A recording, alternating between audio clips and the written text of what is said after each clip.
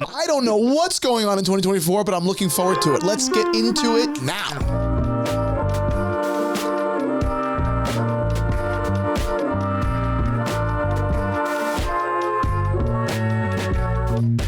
What is up, Watch fam? I am Christian, the curator of the Theo and Harris Vintage Watch Shop. My name is Michael. This video is sponsored by Squarespace. And my name is Sam. All right, gentlemen, today we're talking about 2024. Yes, a lot of different subjects. Sam has a whole outline bringing to the table, as does Michael. And we're talking about Omega. We're talking about who else, Sammy boy? Ooh, we got Gerald Charles. We got Bremont. We have Nomos. We have Moser. We have Raymond Weil. Moser. It's Moser. Mozart. Mozart. And obviously a ton of interesting conversations from independent to not so independent. Today's going to be a great episode, and let's get into it. Let's start off with the independents, the smaller brands. Yes. Let's do it.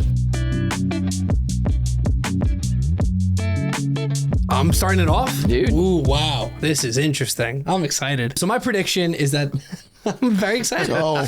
I think that there are 7 brands that are going to bring the heat in 2024. And my main reason for that, and this is me thinking analytical, is because these brands are attending Watches and Wonders in 2024, and we're not there in 2023. Yes. So to start off, it's going to be Gerald Charles, Bremont, Eberhard & Co., Moser, Nomos, Quain. Norquain, thank you, and Raymond Weil. Balake. Norquain. Hey, wrong. Hey, Ron. I think that these 7 watch brands are going to bring the heat. And then I'll just say before I pass this over to you guys, the ones that I'm most excited for: Gerald Charles, Nomos, Raymond Weil, and Norquain. Why are you excited about Gerald Charles? Why are you excited about Gerald Charles? I don't like because I just sold a kidney for Gerald Charles. That's why. Let's start here. Okay. I'm going to start with your theory. Let me hear. I understand where you're coming from. Yep. Okay. It makes sense that if you are as a brand for the first time allocating a ton of resources, and I would say like percentage-wise, forget about the money, a huge chunk of your annual budget in this new way this year, it's because you've got something to say. Sure. What I will tell you is that is you're taking an action and assuming motive, and that is not always the right thing. What you're saying is very smart, and you may be overestimating the intelligence and strategy. It could also go the other way, which is sad, of being like, well, if we're going to have all these eyes, we don't want to do a weird watch. We want to do like an everyday watch, like an alternative to an Explorer, not some show off of our design, because we want it to sell really well. Right. Oh, that's interesting. I didn't think of it like that. Now, I thought that you would bring something like new and exciting. You could also be right. I mean, I have no idea. I'm probably not right, but especially with Nomos, we were in Germany with Nomos, and we were talking strategy with them, and I don't want to say anything that would be not good to say online, but there was one watch where they were like, yeah, that's our alternative to any other sports watch in the market. It's simpler. It's still our design language, but everybody loves that watch. Yeah. And I was wearing it like an idiot. I was like, yeah, this is the coolest watch. Yeah. So I think that's also something that they're going to run down. And I think Nomos and most of those other brands are probably going to be like, all right, let's hit the alternative market, because there's a lot of watch customers now. Like, a lot more attention. I think that Tree Lobe, and I was at Watches and Wonders this past year, right? So kind of saw it happen live time, and you have all these other brands. And I was just saying this recently, literally just before on the Zero, in a little bit greater depth. But we were talking about, how Tree Lobe was a brand this past year that really kind of hit the ground running, came out just fast, right? In 2022, they released a watch called the Nuit Fantastique. The one with the small circle, or the one with the one with the small, like the whatever. That's a cool watch. It's a cool watch, but it wasn't the watch that really, like, the world was like, these guys are cool. Yeah. It was the next watch, the Folie Jaune or whatever. 3 Spheres, yeah. Exactly. That was the watch that at Watches and Wonders, maybe among maybe the most successful watches, everyone was talking about Tree Lobe. And everyone. Those watches, I was researching last night because we're talking about them in a different episode, they are $20,000 to $30,000 less than I thought they would be before I knew anything about the brand. I was like, that's probably 40, 50,000 independent brands, this and that. Seeing it for like 10 to 25. They're priced incredibly well. They're kind of, reimagining the way time is told. And it's the same thing that Resonance did a while back, right? A brand that I'm a really, really big fan of. If my wrist could carry a Resonance, believe you me, I'd have a Resonance. I really want one of them. World under your finger. I know, exactly. So like Tree Lobe is an example of a brand that you would have been dead on about, right? If they exist, this is their first year at SIHH, what are they going to do? Exactly. And they came out with this, Une Folie Jaune, it's pronounced, and it was a rock star. Gerald Charles is an interesting brand, right? Gerald Charles, this is, unlike Tree Lobe, this is their coming out from the get. Yes. Right? They've released their collection for the first time in about almost 20 years, right? Gerald Genta founded the brand back in about 2000. Who's Charles? It's his middle name. Do you know the story, for real? It's like his Facebook profile. Do you know the story? No, I don't know. Oh, yeah. So Gerald Genta is a brand that exists. It's owned by Bulgari. Yes. He sold it for like $20-something million. Okay. The Gerald Genta watches are very cool. I actually think the Gerald Charles watches are much cooler, but I'll get into it. Sure. The Gerald Genta, after he sold Gerald Genta, could no longer make watches under Gerald Genta. So he invented a brand called Gerald Charles because his name was Gerald Charles Genta. And Gerald Charles was his last project, his last creation. It was the last words of Gerald Genta, right? If you want to put it that way, right? Sure. And he ran the company for about 10 years and obviously passed away. But this was these are his last words. So now that they're coming out, I don't think that Gerald Charles, I don't know. I have no inside baseball here. I don't necessarily think that they're going to have a crazy new watch coming out. I don't know think that. so either. Based off their website, which is a portfolio essentially of one watch, changes. I don't think they'll have a ton of stuff, but what I do like that they do is they emphasize once these are discontinued, they're collector's items. We're not putting them back out. I think that's cool. So playing on that this year, even if they were like, well, we're not releasing anything, but we're discontinuing 10 models and people would be like, oh my God. Again, to see them in person, I think would just be a great experience. Completely. I wasn't interested in the brand until I saw them in person at London Jewelers. For real. It sounds like an ad. I texted you from there. Right? Didn't I?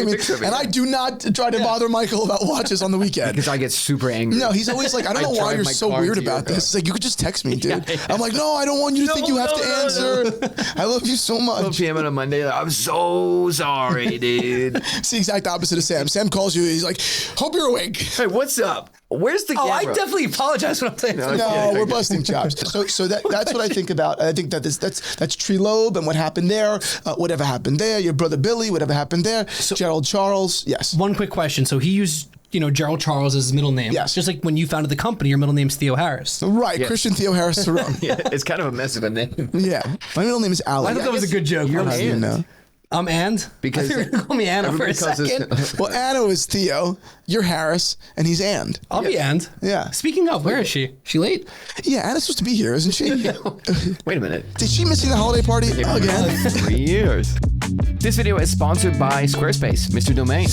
Everyone knows I wouldn't be here had it not been for Squarespace. When I started my business, Theo and Harris, 9 years ago, I had no money to pay a professional web designer to design a whole website, period. I also had no ability of my own to design my own website. So I was stuck at this really uncomfortable, unprofitable crossroads. And then I was recommended to take a look at Squarespace. At the time, I hadn't even known about them. So I took a look at Squarespace and I started playing around with the different templates and playing around with the different, colors and branding and locations between the blog and between the shop. And before you know it, boom, days passed. And I had a website, a beautiful website that from day one wasn't only just functional and ready to take not just orders, but high value orders, keeping in mind we were selling expensive products, but beautiful. Anyone that had visited our site at the time thought that we had spent tens of thousands of dollars on a website. And little did they know, it was just Squarespace's incredible system. I don't just recommend that you take a look at Squarespace if you're starting a business or a website.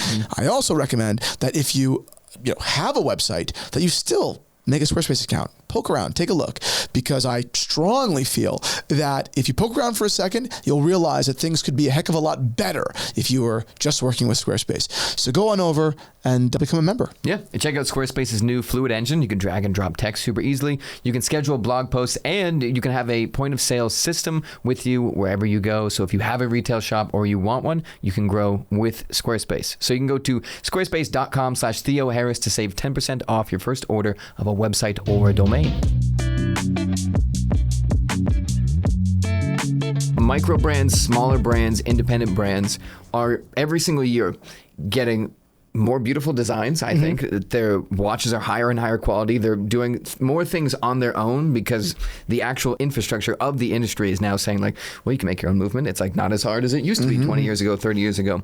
So I think what we're seeing, especially with that list, is like all of these brands that are not the big ones that I'll touch on at the end are now the guys that are like, well, we're trying this, we're trying that, we're going to do this, we're going to do this crazy thing, like we're going to revive this brand, do that, do that.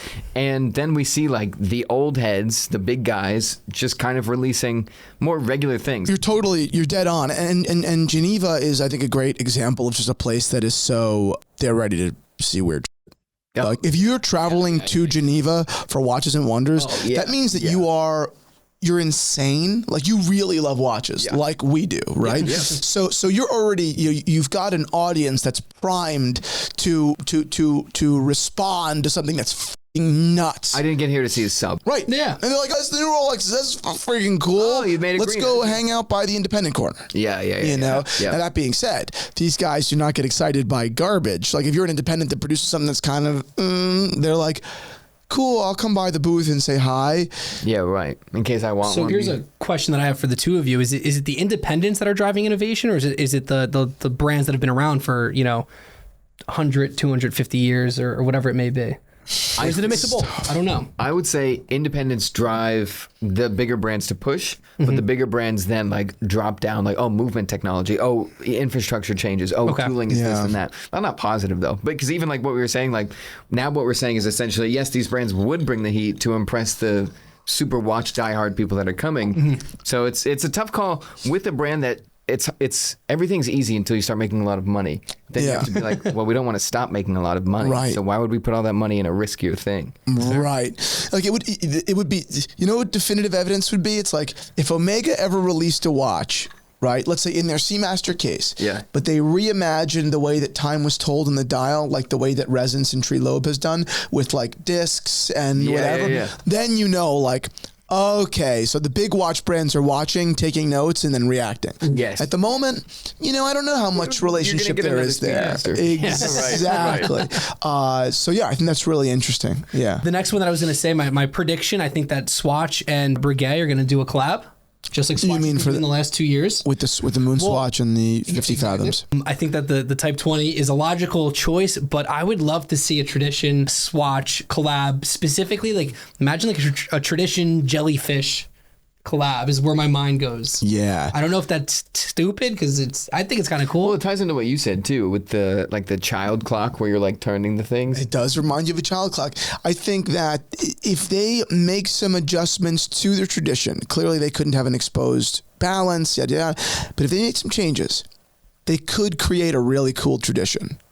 And I think that would be the first Tradition truly being the watch model name, not like a tradition. Yes, the Tradition, the Breguet Tradition, this exposed, right, Breguet watch. It would be much more expensive. I think it would go over $1,000, but I think it could be really, really interesting. Well, that'll tie into when And then it would have to be serviceable. Like, well, if it's $1,000, you're not just going to throw it away. That's interesting. People will be upset. Swatch doesn't have a single serviceable watch, right? The System 51 is not serviceable. No. And all That the would quartz watches, if the battery bleeds, they're done. Yeah. True. We'll get into my Swatch predictions this year because I'm in the same area as you, but I think, well, we'll get into it in a second. I think they're going to do that, but also start to flip everything too with all the brands that they own.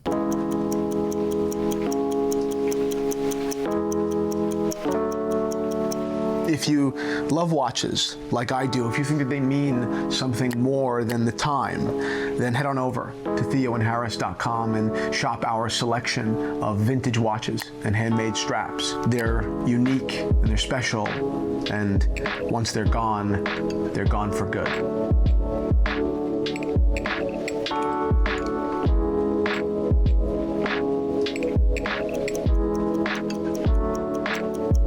The last thing I was just going to say is again, more of a conversation started is Breitling's 140th year anniversary is next year. So curious to kind of see what they do. And I don't know if you guys had any predictions there.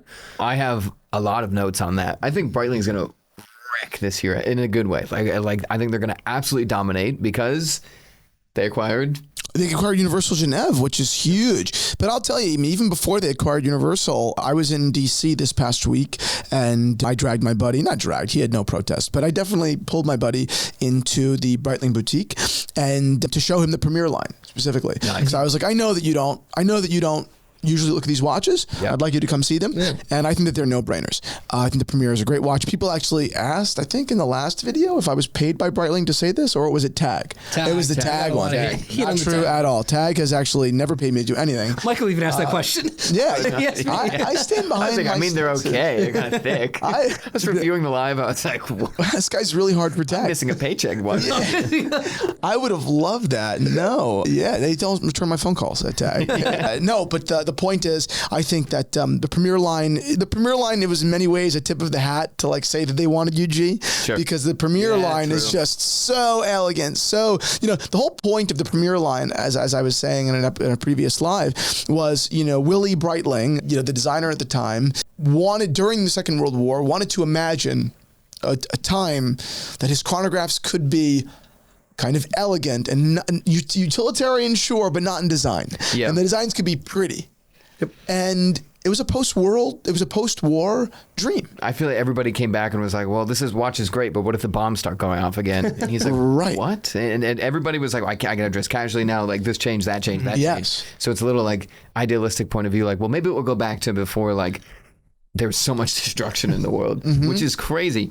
But I think Breitling acquiring UG, I don't think they're going to do anything next year with that. No. I think they have it'll take a long time before they release a watch. It's going to be huge in the watch world to be like, what are they going to release? The Nina? Yeah. Something like that. But that'll be huge. Well, they also can't release a reissue from the get, right? Like, well, you don't think so? I don't think so. That's a wild thing, too. If they don't, wow, it'll split a lot of people.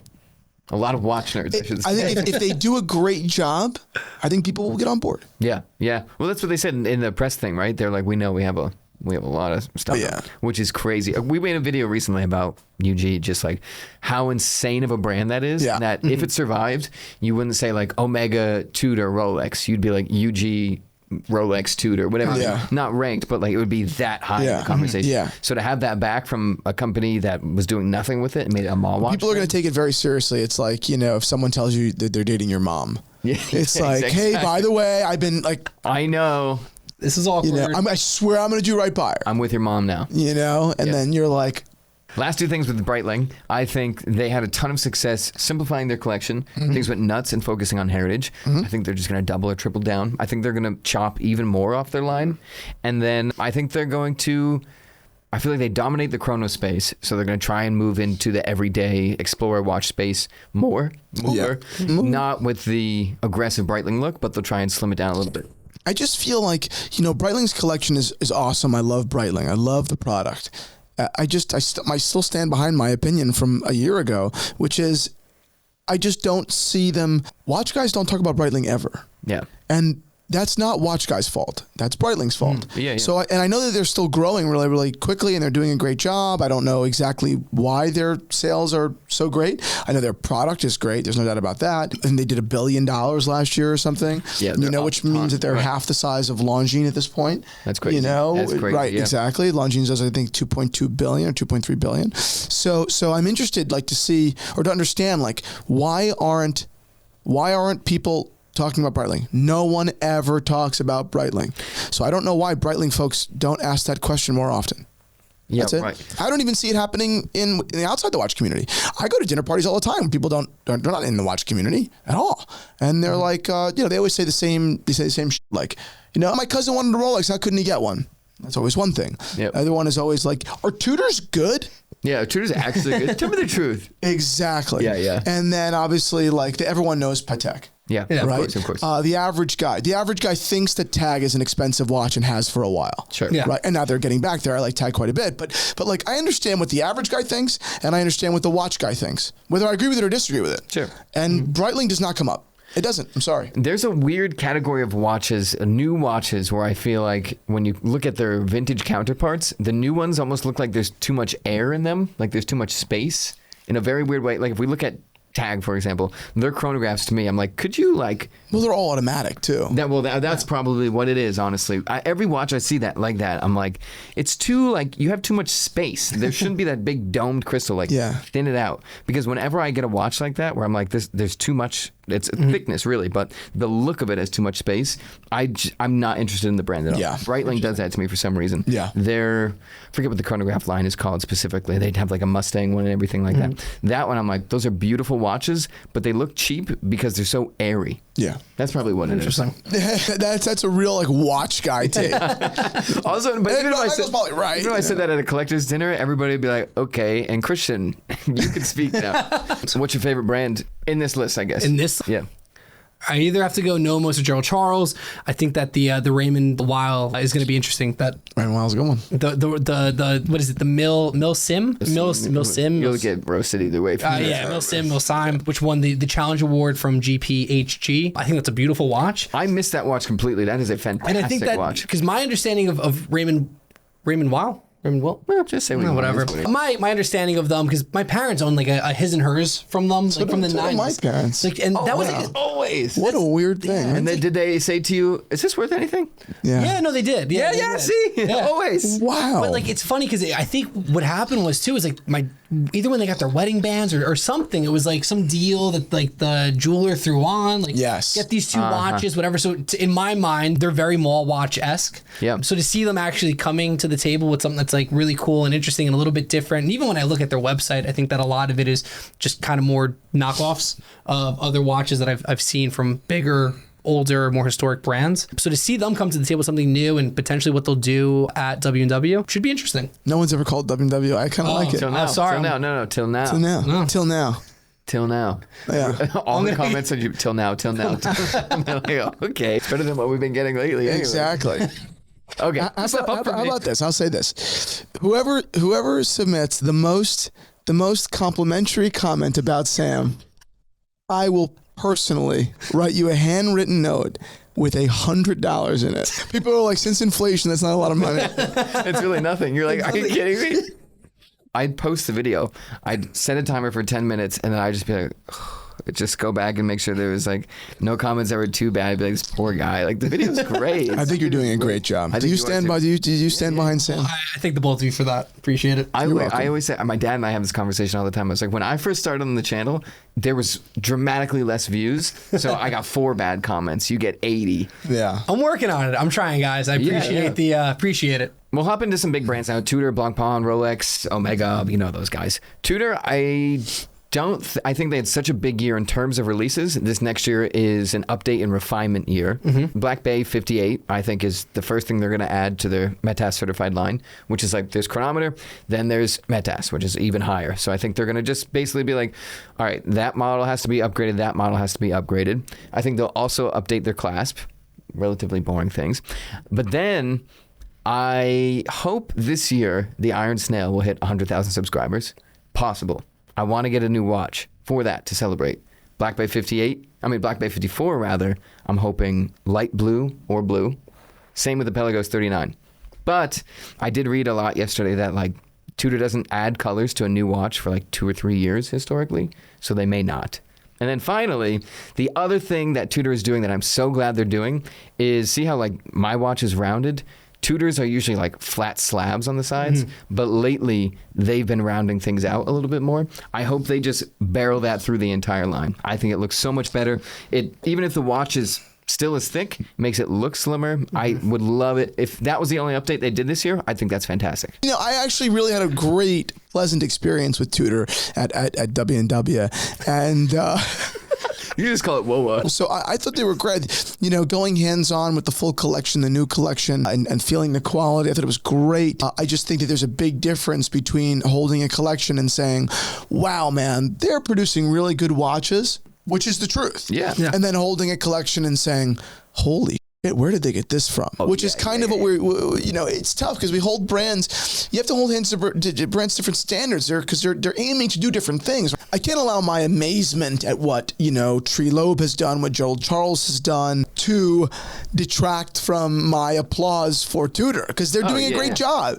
But sometimes it is hard to get excited about the watches, but that's not really the point. At scale, watches aren't supposed to, you know, every year like reintroduce themselves and be something totally new and innovative. They've got to be, you know, just high quality, high design quality, you know, reliability for the long run. Like that's what we're talking about in a very practical level, right? If Tudor reinvented their collection every year and added crazy new watches, you know how much Tudors would cost? A lot more than they do now. So it's just, it's a balancing act. Yeah, I think That is so true, because I was thinking about the Black Bay 54 and I was like, if I get that watch, like I can't wait to like ding up the aluminum bezel and like get it faded and everything. And that's so you know that the watch at face value, right when you buy it, is not that interesting. 'Cause Right. I'm like, oh, I can't wait to just wreck this thing. When every other watch, like your Gerald Charles, your Datejust, my Explorer, I'm like, I don't want to get that scratched. Like I think it looks nice. So a Tudor for you is like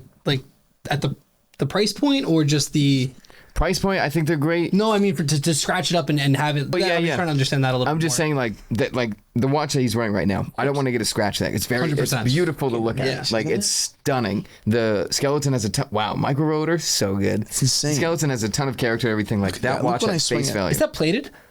Yeah, it's plated. That's really light. Yeah, I won't wear it into the pool because it's plated. From the start, course, you're like, yeah. that is an incredible watch to look at. Tudor for me, it's like that is a satisfactory watch to look like. It's a nice looking watch, but it doesn't have that special thing about it yet. So I want Gotcha. the bezel to Understood. get messed up. Yeah. Because then to me, I'll be like, well, that's kind of that's interesting. It's to look yours. at. Yeah. It's mine, but it's more interesting. Yeah. This is interesting from the start. Agreed. I like that. But again, obviously, we're talking about big money, right? I mean, Yeah, yeah. I'm trying to be fair. With Tudor. I love You're talking Tudor. about $4,000 versus $70,000. Right, exactly, 73.5. No, but you're exactly right. I mean, and my feeling, like, again, we're dealing with double the budget, right? With Breitling, but I'm not. Breitling has never cut me a check. In fact, I don't even think Breitling likes me, because I released that open letter. They don't like George me. Kern probably every day wakes up and goes, No, George Kern doesn't care, you know. No, I think he but does. No. George Kern knows that I was largely right about what I said, and you know. then he Was this the open letter? jumped in his exotic car and just exactly. just- Right. Then he checked his bank account and he has $1 And he billion left all of it in the bank. exactly. So it doesn't matter. It doesn't make me less right. You know what I mean? Yeah. That being said, this is an unemotional, right? This is an unemotional review. Just the same way as the first time was unemotional. You made me get emotional, but you know, no, I wasn't. I didn't mean that as an insult. I meant that as a compliment. You know, but take that part out of it. Take the family part out of it.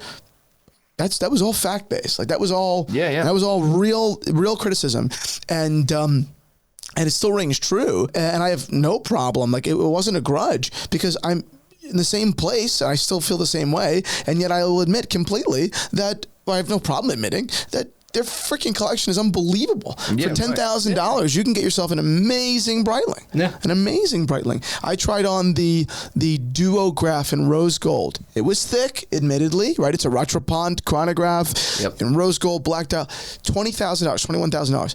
ridiculous. Steal. Ridiculous. Again, if you've got the wrist that can carry it, it is big, but it is a steal. It's a steal. Ridiculous price. It's the same thing with Treelobe. Treelobe? Treelobe. Treelobe? I'm not the only one. It's the same thing where, like, if I see that watch and you said, how much does it cost? And I don't have an idea. I'm like, 40, 50, based off, like, what I put in my head. Right. You're like, oh, it's actually 20. It's like, whoa. Whoa, I'm still nice. not into it, but that's crazy. Yeah, right. I think going off that note, then we'll jump into some other things. We talked about this earlier, and I hope this isn't a prediction for watchmakers. I hope it's for watch customers, that it's not a crime, but one of the weird things is that, right? It's the fact that a dress watch is finished better. There's more detail. There's more layers. Usually the dial is worked on much more intensely. When sports watches are very simple and they're meant to be simple and sleek, and it's the tough part is being like, you're going to be a lot more interested in that dress watch for a lot longer because it's beautiful. It's much more craftsman design based rather than functional based. But sports watches dominate so much that we're talking about Tudor and not another brand at $4,000, $5,000 that has an incredible dress watch, which would be far more intricate to look at. I think the watch world could slowly start to be like, hey, instead of just like a slab case, I want a multi-layered case, not the 70,000 one, multi-layered case with a honeycomb dial with this and that, because that's more interesting now. And that's where I think micros would start to come in, and people would be like, ooh, I don't want to look at Tudor, I want to look at that, because that's really cool and different. Yeah. I like that. I agree. I think that even with the Raymond Weil, piece, which is really, really cool and interesting, I think that, the guy that has seen a bunch of watches is going to say, well, isn't there a Longines like that? I'd rather have a Longines than a Raymond Weil. Right? Looks like that, yeah. So it gives you, it gives the brands that have less brand equity, the incentive to say we actually can't be the same because we don't have the brand equity, and then we're comped, and then they're going to buy something else. We need to be different, and we need to pay a lot of attention in being different and not screwing it up. And because being different is difficult. Yeah, there's no proof of concept, being right? And making sure your brand stays afloat if you're small. Exactly. True. What will Rolex be doing in 2024? Let's revisit a conversation we had a little while ago. Yes. Celebration versus puzzle. Okay. Yeah. Rolex released this collection of oyster perpetuals in all these colors a couple of years ago, and then to kind of the grand finale was the celebration dial. Yes. And it was all the colors of the OPs on a dial like balloons. They weren't balloons, but they were circles. Bouncy balls. Spheres, or not spheres. Floating, circles. Clearly. And they released that. And then the same year, they released the puzzle, which is a Rolex Day-Date with all these different colors in enamel. Yeah. Which, it's like, what the fuck is that? Yeah, right. But if you connect some dots, I think the celebration ended the OP run of color. And if you put the puzzle pieces together, see what you're doing there? Rolex will now make all these colors in the puzzle enamel Day-Dates, which would be a recognition back to the old Day-Date Stellas, which are ungettable. But they weren't enamel, were they? They were enamel paint, enamel coated. Okay, coated. Yeah, enamel coating. They weren't actually enamel. Enamel would be interesting to see. Oh my God. That's right up your alley. Please. I'll talk dirty to me. It would be amazing. It would truly be amazing. And it would be like, oh, you have transcended regular marketing, and now you are putting teasers in hard-to-get watches in a way that I've never seen before. Yes. Exactly. If that prediction is correct, Rolex has become the most hype brand and like transcended again because it's like, wait a minute, so now I have to get excited about your releases, but I also have to interpret the watches you are releasing because they are going to tell me what you will be releasing next. That is a next level of fascination. Yeah. Agreed. That's good marketing. They started sending music boxes to random YouTubers. We're like, what is this? What is it? It kills someone. What is happening? Was that a fucking Knives Out reference? And then the one thing we talked about too, a minor 1908 update, or maybe not minor, maybe they add a moon phase or something like that. But doesn't that bring us back to Cellini? Yeah. Well, that's what the 1908 I feel like was just like, all right, Cellini clearly is not that cool. Yeah. I actually like them. Oh yeah, no, they're great. It's a precious metal square watch. No, it's no. They used to be square. Well, I'm saying now they're circles. No, I know. If they did those ones that you love, the old ones, yeah, I like them quite a bit. Yeah, yeah. Or they could release the Midas, re-release the Midas. Why not? They're not in the reissue business. That would be cool though. That would be insane. Everyone would want one. Okay, fine. Well, I'll do one last thing. Zinn watches, I think, is going to make smaller watches. Someone commented on the watch ranking video that we didn't talk about German brands a lot. So I was like, okay, Zinn. I think they're going to. There you go. I think they're trending towards smaller watches. But finally, Omega. You really threw the guy a bone. Omega, dubbed the pioneer brand. I always say this in videos now. Don't update their bracelets. That doesn't seem very pioneering. I find that very odd. Yeah. But now they remind me of Grand Seiko. Except Omega's doing really well. Yes, Grand Seiko actually we're talking about in our next video together, which I did a little, it's not a roast of each brand, but like a little one sentence thing that's a little blunt. The Grand Seiko's is funny. But I think Omega right now, they see themselves, and maybe they don't, who knows, I'm interpreting it this way. They see themselves as like, okay, our closest competitor technically now is Cartier because they're the second biggest watch brand, but Rolex. They're like, we are the alternative Rolex. You either go Rolex or you go Omega. I think they are holding a bunch of things within the company right now, a bunch of cards, like hiding them and being like, okay, we have a white dial speedy ready. We have the bracelet update ready. We have this ready. We have that ready. If Rolex doesn't release anything crazy this year, well, let's do a bug fix here and we'll drop the dial, or we'll drop the bracelet. We'll drop a few things that's going to get everybody happy. But if Rolex does something crazy, like let's also white dial, Speedmaster, this, that, update everything and try and keep up and try to push the brand higher and be like, okay, here you go. Here's your crazy year, along with this other brand that's doing crazier and crazier things and acquiring ADs and everything like that. So you think that the white dial Speedy that we've seen on Daniel Craig could potentially not be released depending on Rolex? I think it probably will, but I think they have a lot of things in that vein being like, okay, if we're going to redo this, we're going to make sure we redo it when we need to. So that way, when we have the spotlight, it's not going to get pulled away. Gotcha. I'm just asking that because one of the watches that I would love to try to put a deposit on would be that watch. Yeah. I will get one. It's going to be really, really hard to get. We could do it, though. You have a lot of contact. No one's getting me a watch. Me neither. Yeah, exactly. But yeah, what do you think about that? Don't worry. I feel like Omegas, they very weirdly, like, they are both at the bleeding edge and then oddly stuck in 2004. Like two different watches, different bracelets, stuff like that. Yeah, I agree. I agree. I love Omega. I'm a huge Omega fan. I think they're doing a great job. But the whole bracelet thing is like the one thing, right? Yeah. It seems like the crowd is wants the new bracelet. I also don't know. I mean, if their sales are doing really, really well anyway, it's like, you guys sure? I don't know. I think we may know better. I don't know. I'd say, and I never pretend to. I never pretend to know, right? Like what? Nor do you, right? We never pretend to like know. We don't have all the information, right? We don't have the business side of it. Omega's like, great. Right? 5,000 of you are saying you want smaller watches with thinner bracelets. 8 million of you are saying you want the same watch. Right. Exactly. So we're gonna do the 8 million people. Exactly. I completely agree. So I don't know the answer to the question. I mean, I would definitely like to see a better. What I think is better, a different bracelet on the Seamasters. But that being said, I'm not buying a Seamaster anyway. Yeah. Right? I mean, period. I think the Speedmaster new bracelets were a huge improvement. And I hope they do the same with the Seamaster. And if they don't, I'm sure they have good reason for it. I'm sure the reason that they don't do it isn't laziness. Yeah, right. All the things Omega, you could say they are not lazy. Nope. I mean, they went to the moon, for God's sake. Last little note. Wish list that I'd like to see this year is what you're talking about with Swatch and a brand being Swatchified. I'd like to see now Swatch, the conglomerate, being like, hey, Blancpain, like, you're going to make a $5,000 50 fathoms that we can get. And it doesn't have to be Blancpain. It could be any Swatch group. I want them to be like, we're going to lower this and make this more available. It won't be the same. It won't be handmade. It won't be this. It won't be that, which Blancpain's a bad example because I don't think they'd ever do that. But we're going to not take it all the way down to Swatch. We're going to stop at the middle. So not necessarily a collab, but almost like a reissue at a lesser cost. Yeah.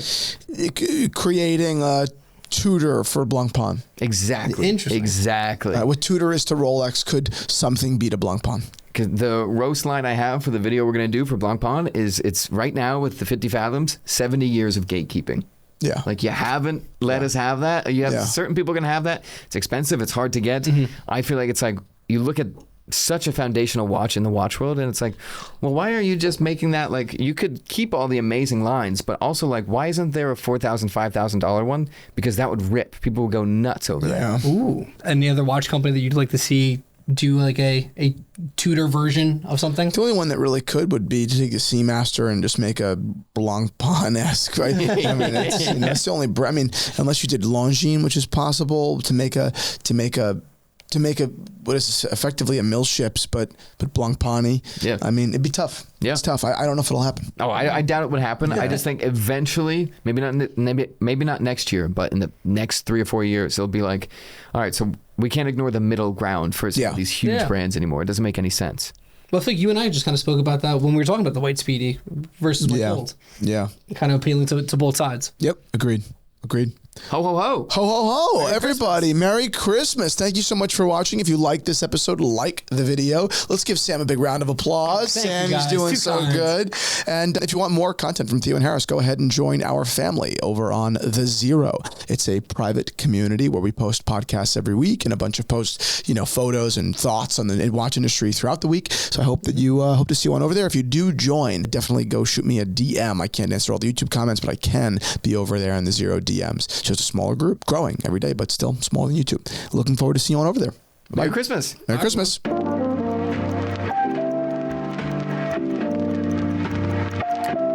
Straps, as many of you should know, bring a whole world of potential to mix up your watch collection. They breathe new life into watches. They help you pull out different colors. They give them new personality.